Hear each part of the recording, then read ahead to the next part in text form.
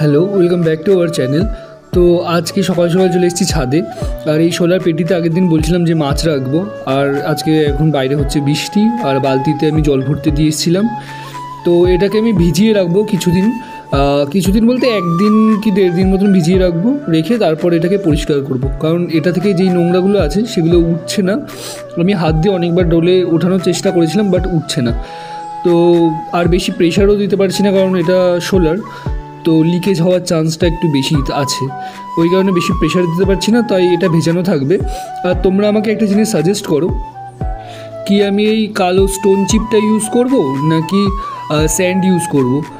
এটা ইউজ করলে আমি দেখতে হয়তো ভালোও লাগবে, আর ক্লিন করতে আমার অসুবিধাও তেমন একটা হবে না, নাকি এই বালিটা ইউজ করব যেটা ঘর তৈরির কাজে ইউজ করা হয়।